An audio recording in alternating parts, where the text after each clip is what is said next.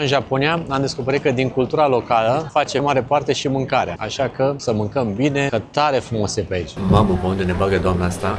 Iată-ne, intrați într-un restaurant super autentic. Mamă, ia zi-mi cât îmi place, jur, deci nu mă pot sătura de Japonia. Tot ceea ce se vede aici sunt machete, arată atât de real încât îți vine să iei o gură din ele. Dacă e vorba de ambalaje, dacă e vorba de prezentarea mâncării, niciodată nu să te dezamăgească. Ceea ce ți se arată, aia primești. Ce gioze, deci asta este fiartă, prăjită și cu sosul special. Uitați cum se dau cumpliantele în Japonia. Vine frumos roboțelul după tine și te servește. Doamne, cum arată totul pe aici. Fiecare colțișor e mega fotogenic, peste tot, pe unde te uiți. Îți bucură ochii. De asta îmi place mie foarte mult aici în Osaka. Aceste străduțe pe care poți să te pierzi. E un fel de hidden gem, un fel de lucru ascuns pe care n-ai cum să-l găsești dacă nu vii cu un ghid. Ia uitați aici, toată lumea ne salută. Apărăm și la televizor. Hei, uite-te, Yasmin, suntem acolo. Vă spunem sincer că dacă aveți de gând să veniți în Osaka, trebuie neapărat să veniți și în asemenea tip de tur. Nouă, în continuare, Osaka mi se pare ca fiind cel mai frumos oraș din Japonia.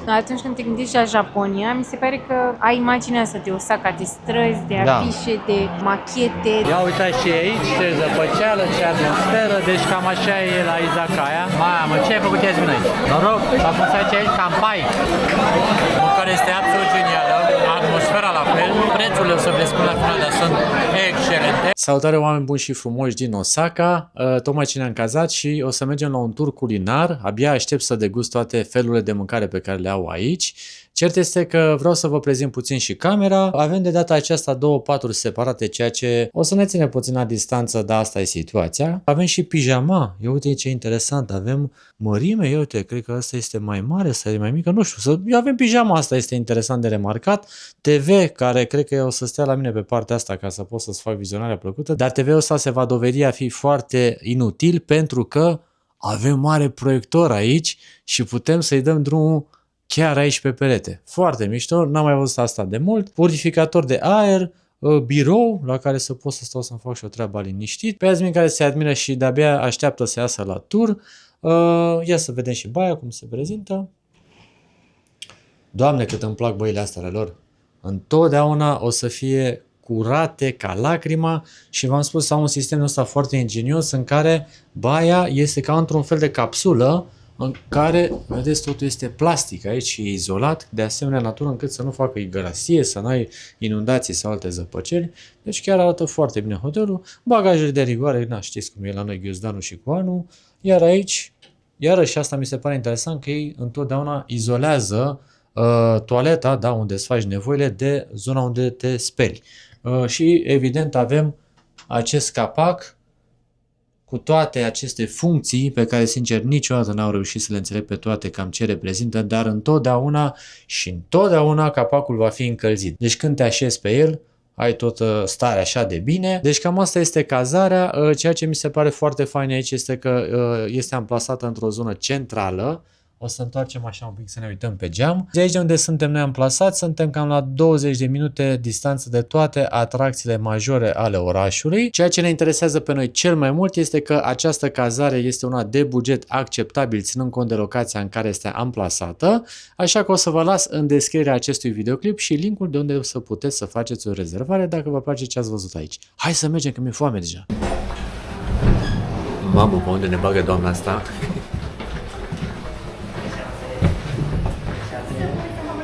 Ok, thank you. A sosit momentul să mâncăm takoyaki, care este un dish specific de aici, din Osaka. Ia uitați ce frumos se prezintă. Wow! Super! Și acum vom merge cu turul să facem degustarea de takoyaki. Abia așteptăm.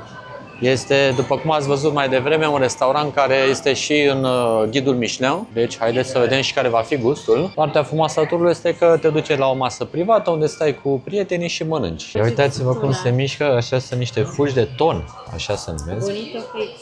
Ia, Bonito Flakes. Dar pare că sunt vii, că se mișcă, ia uite cum. Odată ce au legătura cu chestia asta fierbinte, încă sunt în mișcare. Textura este super moale în interior. Seems dangerous. Ia zi-mi, are grijă de mine. Mereu să nu mă frig. Dar cert este că are și caracatiță în interior. Am reușit să o extrag, deci asta este specialitatea. Caracatița. Arigato! Cum ți s-a părut, iubire, degustarea? Mi-a plăcut. Ți-a plăcut? Da. Takoyaki? E snacul meu preferat, sincer. Da, nici al meu, dar merge, bun. Adică doar, măcar în Osaka, pentru că e staple-ul Osaka. Exact, aici este specific unde poți să mănânci takoyaki. Iar acum continuăm tura prin piață, unde putem vedea, ia uite, inclusiv roșii, mamă, dar arată de lux roșiile astea, uite de la ele.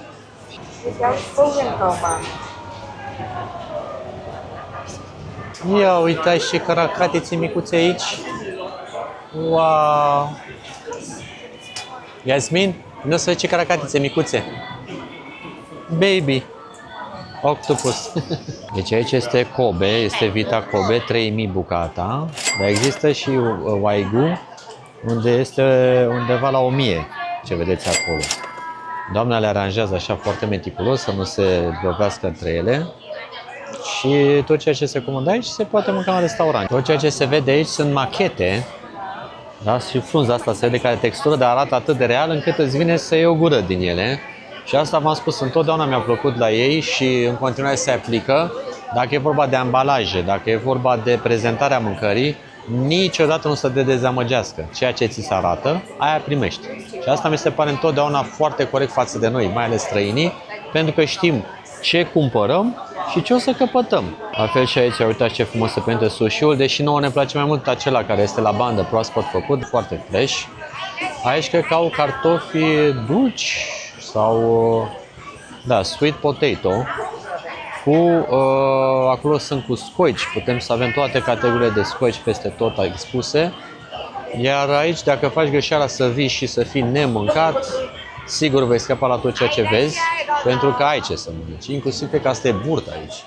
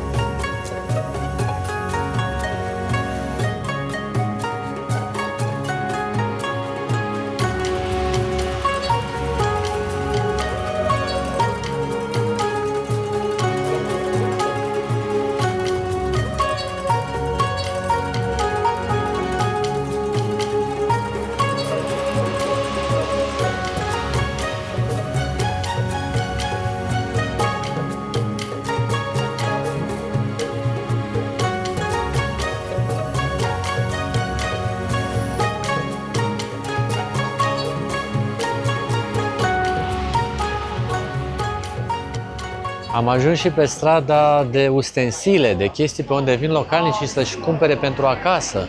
Precum, ia uitați aici ce frumos, poți să-ți iei un cuțit din ăsta să tai bine la sushi. Deci când vine vorba de cuține, vorba aceea, japonezii sunt cei mai cunoscuți și cei mai renumiți. Ia uitați aici ce de cuțitași au, o grămadă de variante. Și, de ce nu, avem de toate aici, uite, de la aparate de făcut cafea, tigăi din astea micuțe să faci omleta. Asta e aparat de face gheață topită, asta să-ți faci takoyaki acasă. Aici poți să-ți faci, uite, găsești formă din asta de pește, să gătești prăjituri sau ce faci în asta, nu? Prăjiturile cu fasole, în cazul în care nu știați, prăjitura cu fasole roșie este cea mai faimoasă aici, sigur că da. Ce săbii, mamă, pentru bucătărie, ceva spectaculos. Uitați cum se dau cumpliantele în Japonia. Vine frumos roboțelul după tine și te servește. Ah. Ok. Ia uite, și pleacă mai departe, nici o grijă. Se plimbă și poți să-ți iei ce ofertă ai nevoie. Asta e pisica, dacă aduce noroc și cheamă banii să vină la tine. Și evident, dacă tot se întâmplă treaba asta aici, e un magazin unde poți să cumperi o grămadă de pisici care să-ți aducă noroc. Doamne, dar magazinele astea sunt un întreg univers. Uite-te pe aici ce poți să găsești, de la jucării din astea, de toate felurile, până la articole din astea. Le pui ca un fel de draperii pe care le pui la intrarea într-o încăpere. Acele draperii o să le vedeți că sunt și la restaurante peste tot, precum se poate vedea și aici. De ce? Pentru că în clipa în care intri în această incintă, ce va trebui să faci? Să te apleci ca să treci, da? Și scopul lor este acela de a crea și intimitate, dar și tu să-ți arăți respectul când intri în asemenea încăperi. O chestie pe care n-am știut-o nici noi, n-am înțeles-o de la bun început, dar ne s-a părut foarte tare când am aflat-o. Mi-a spus Iasmin că îmi pregătește o surpriză în care vom fi îmbrăcați așa. Fiți pe fază, nu uitați să dați like-ul, nu uitați să dați subscribe-ul, pentru că urmează și un asemenea videoclip în care eu și Iasmin vom fi îmbrăcați în portul tradițional, în kimonoul japonez. Abia aștept. Iar acesta este cel mai popular stand-up comedy din Osaka. Deci aici vin japonezii să se distreze după o zi de muncă. Uite ce tare, deci are și subtitrare în limba engleză. Și ăsta e Bobonete, mi se pare, nu? Nu seamănă cu el? Hai. Domnul, ai văzut că avea stele din alea de aruncat, stele ninja, bam, bam, bam. De la Țestoasele Ninja, da. Incredibil că e ora prânzului și uite câtă lume este deja pe străzi. Și nu este weekend, vorba aceea, suntem în timpul săptămânii. Ia uite aici, magie. Ce tare reclamă. O altă chestie interesantă la ei este că ceea ce vedeți aici este un casino. Uitați-vă cum arată, ca ce bucurie emană, iar înăuntru sunt oamenii care joacă. Și sunt foarte multe asemenea cazinouri aici în Osaka, din câte am remarcat. Uitați, inclusiv și acolo vis-a-vis. Deci sunt foarte prezente, dar altfel marketate. Adică sunt așa, ai senzația că sunt niște săli din astea nevinovate de jocuri, unde totuși oamenii înăuntru își nenorocesc destinele. Deci toată zona asta, tot ce se vede pe aici, este cu jocuri de noroc, deși, repet, când te uiți așa, cu desene animate, cu chestii distractive, dar înăuntru, când intri, o să înțelegi cam ce se întâmplă. Uite, și aici la fel. Acesta este castelul Osaka pe canal. Și uite, sunt o grămadă de asemenea canale peste tot pe unde mergi. Da, noi am fost atunci în Osaka Castle. Am avut ghid acum 3 ani de zile când am vizitat. Mi-a plăcut tare mult. Aici este o statuie care a rămas dintr-un templu care era amplasat în această zonă. Templul, din păcate, a fost distrus în timpul celui de-al doilea război mondial. Dar e un loc unde localnicii vin să se închine și arată foarte, foarte frumos. Uitați cum se prezintă de spectaculos așa, cu florile astea, cu statuia, care este plină de mușchi.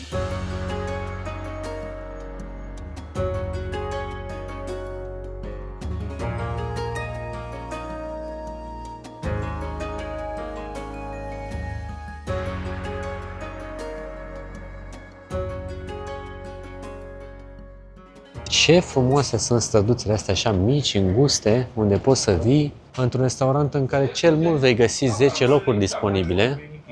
Vii aici, mănânci, bei, te simți bine cu cei cu care te-ai întâlnit. Ai și un arțar japonez. Ia uite, asta deja are un pic de roșeață așa. Deci asta îmi place mie foarte mult aici în Osaka, aceste străduțe pe care poți să te pierzi, să te rătăcești și totuși să stai liniștit că totul este ok. Aceasta este o străduță foarte îngustă, care a fost construită după cel de-al doilea război mondial. Deci toată zona asta practic a fost distrusă și după cel de-al doilea război mondial a fost reconstruită și a rezultat această străduță foarte îngustă, care este cumva reprezentativă pentru Osaka cea veche, să spunem așa, pentru zona veche a orașului. Deci e un fel așa de strada Sforii pe care o avem și noi prin Brașov, într-o variantă japoneză.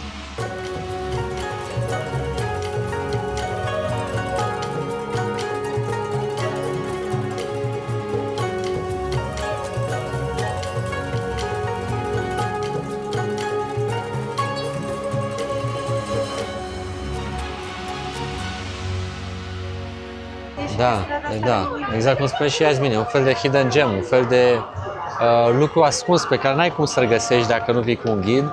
Uitați-vă cât de micuță e strada în spate, adică n-ai fi nimeit-o veci lupul capului. Și exact asta ne dorește și ghidul. Bine ați revenit în Osaka, pentru că, ia uitați, am nimerit pe cea mai aglomerată stradă de aici în Osaka, unde este toată acțiunea și cea mai frumoasă zonă pe care o puteți vizita aici. Este clar că turul nu putea să evite și să nu includă și această stradă atât de faimoasă. Strada aceasta este atât de faimoasă și se numește Dotomori, unde, după cum puteți vedea, este esența și tot ceea ce poți să descrii în imagini atunci când vine vorba despre Japonia. Aici este frumos să vizitezi atât ziua, dar mai ales noaptea, când tot ceea ce vedem aici în jurul nostru se transformă într-un spectacol de lumini care este absolut fabulos.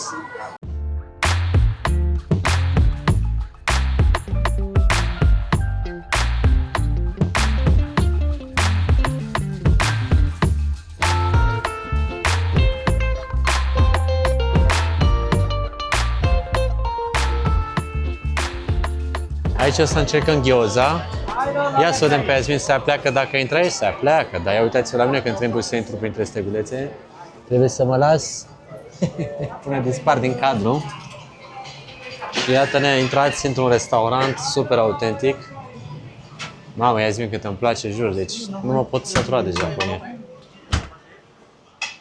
Restaurantul acesta a fost deschis în 1969 și este specializat în gyoza. Deci vă dați seama de cât timp să faci același tip de mâncare și totul să funcționeze. Mie asta mi se pare foarte tare, într-un business să fie atât de evergreen.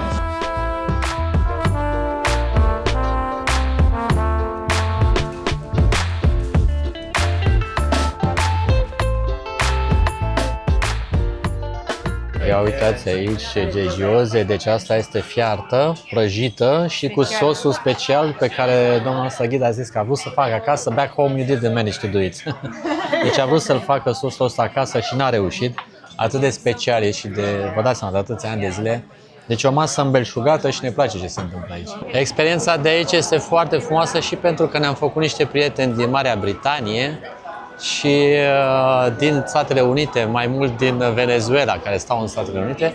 Cert este că ne place foarte mult să ne și conectăm cu oamenii. Nu putem să filmăm chiar tot ceea ce se întâmplă în spatele camerei, pentru că uneori oamenii pot fi inconfortabili. Ia uitați aici, toată lumea ne salută. Apărăm și la televizor. Hei, uite-te, Yasmin, suntem acolo. Suntem la televizor în Japonia. Ei, super! Un moment de a fi vedete aici. Da, foarte tare faza, că treci pe aici și o cameră care te filmează și te proiectează acolo sus pe ecran. Da, și după cum vă spuneam, atmosfera pe care o trăiește aici e una specială. Și de-aia vă spunem sincer că dacă aveți de gând să veniți în Osaka, trebuie neapărat să veniți și în asemenea tip de tour și o să vă las linkul în descrierea acestui videoclip pentru a-l accesa. Noi am mers cu cei de la Get Your Guide. Aceste tururi sunt la niște prețuri absolut accesibile și întotdeauna o să vă ofere atât o perspectivă asupra orașului, cât și, v-am spus, vă conectați și cu alți oameni și este foarte frumos dacă faceți asta. Ia uite și aici, Yasmin, ce coadă este la takoyaki. Deci vă dați seama, se stă pe rând, zici că ești la aeroport, de faci check-in-ul, așa multă lume și iarăși ceva spectaculos. De niște paste aici care se amestecă singure. Deci sunt genul acela de paste care sfidează gravitația. Uite ce drăguțe sunt. Am venit aici să luăm niște egg tart. Se merge evident la coadă pentru că întotdeauna e o treabă asta de organizare. De ce? Ca să nu se ducă coada până pe drum, da? Se face aici frumos toată coada, să nu deranjeze cumva pe cineva. Și aici sunt tarte de toate tipurile. Uite, de strawberry, de apple. Apple nu mai e, sold out. Ok. Deci, cam asta este specificul acestei opriri. Thank you. Mamă, ce bine arată. Deci toată lumea s-a ales cu ceva, nu? Toată lumea e satisfăcută. Cum e, Bita? Ia, dă să gust și eu asta, ia. Ce ai tu aici?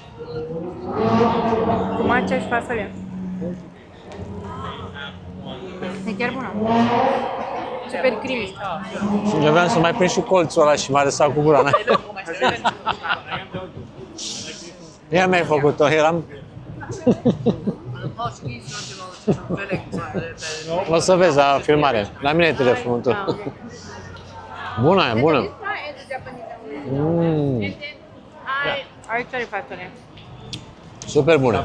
Iar eu acum o să o fac degustarea pe cea clasică. 10 cu felicitări.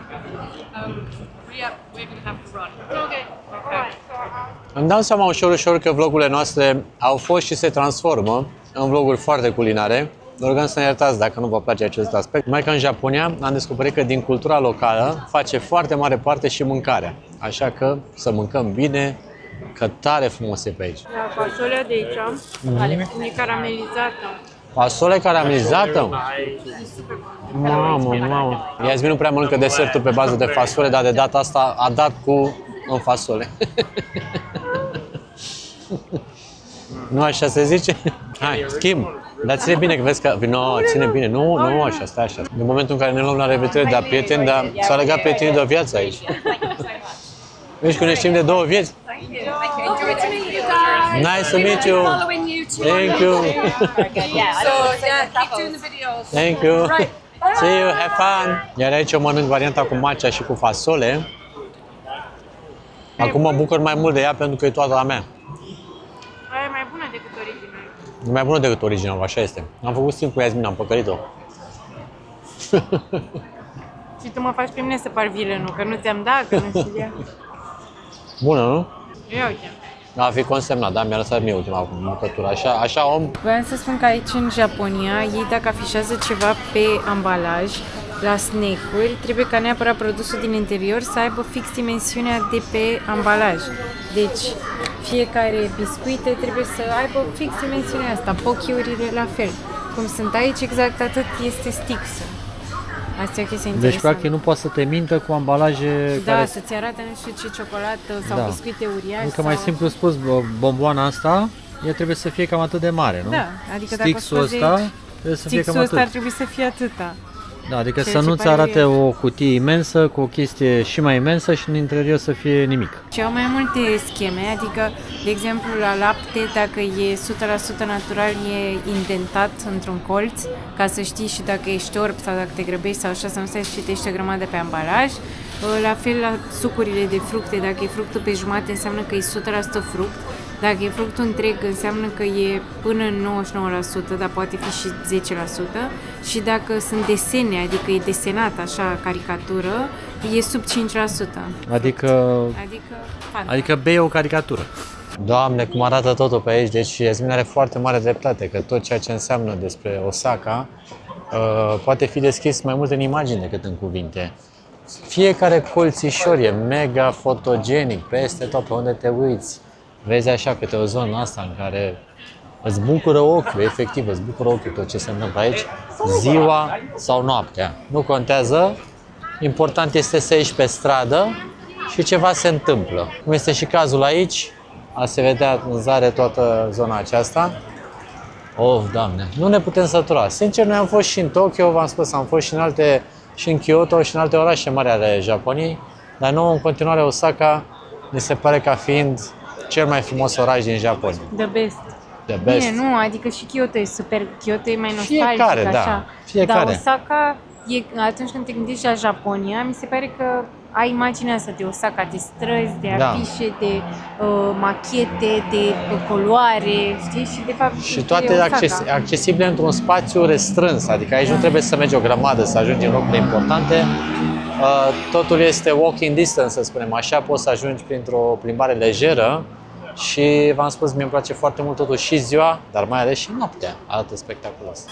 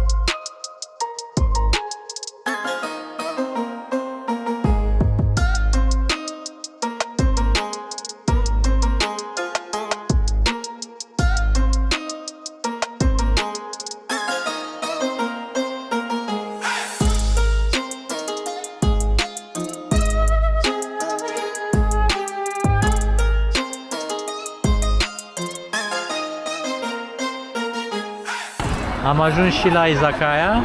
Trebuie să ne înscriem pe o listă ca să putem să avem acces. Alice. Ei, așa ne știu ei aici, Alice, nu Alex.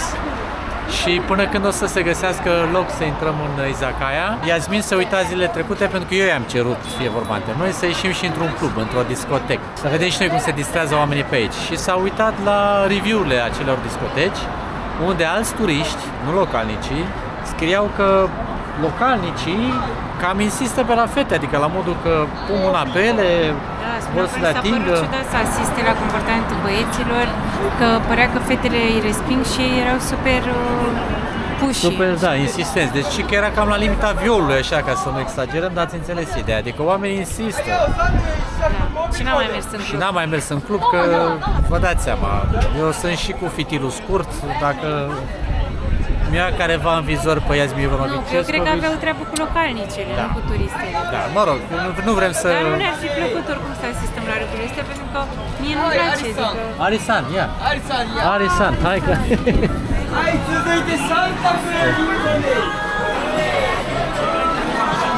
Ia uitați aici.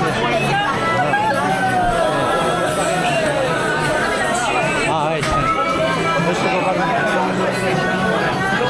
Ia uitați și aici, ce zăpăceală, ce atmosferă, deci cam așa e la izakaya.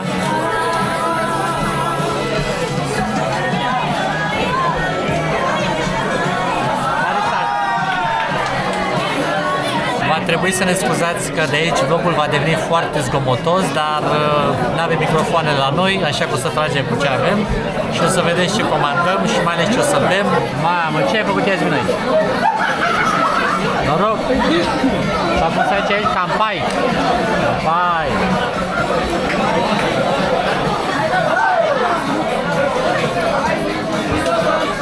Da.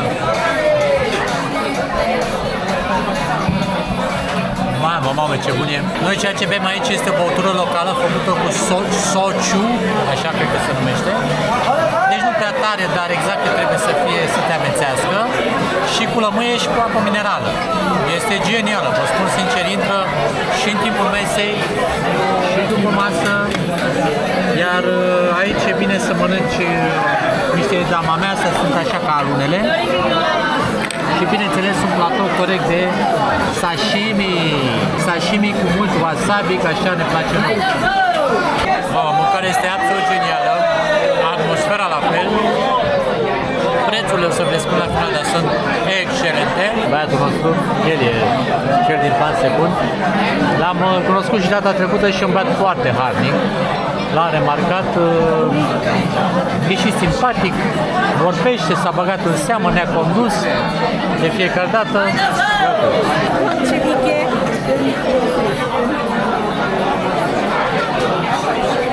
E super mic. Porțile aici sunt destul de mici, dar savuroase. Dar nu sashimi și tempura alea suriace. Chestiile astea, baițurile, dar prețurile sunt super bune. De curiozitate, cât a fost ăsta? Bine, ăsta e 15 lei, dar e somon.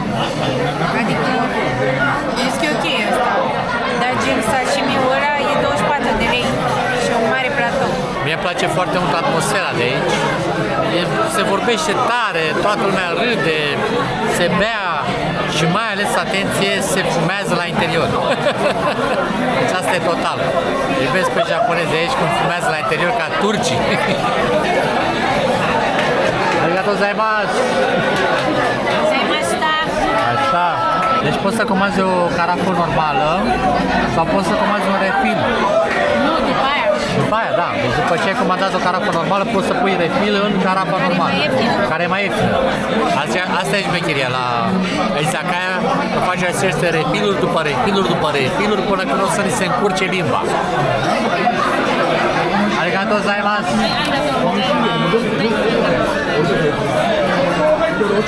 Ce avem aici, Yasmin? Tempura mea. Avem tempura și noi mai numim tempura mea, ați înțeles, nu? Ia uitați aici ce nebunie. Iar tot platoul vine aici cu mare bol de ridiche, deci poți să mănânci ridiche rasă. E o combinație interesantă. Deci nu e și o zeamă din asta în care arunci practic tempura să se umple așa de savoare, nu? Că dacă ar fi doar prăjeală ar fi ciudat, așa ai zeama mai acolo și o moi în ea. Ok, Arigatou gozaimasu. Party tomorrow. Și nu ne încadrăm cu banii cash. Ok. Arigatou gozaimasu. お客様おかえりはい、Thank you! Goodbye! Arigatou gozaimasu. ありがとうバイバイ A fost superb, nu uitați să dați un like, un subscribe și un comentariu dacă v-a plăcut ce ați văzut astăzi. Până data viitoare, noi vă pupăm cu mare drag. Arigatou gozaimasu. Gozaimasu.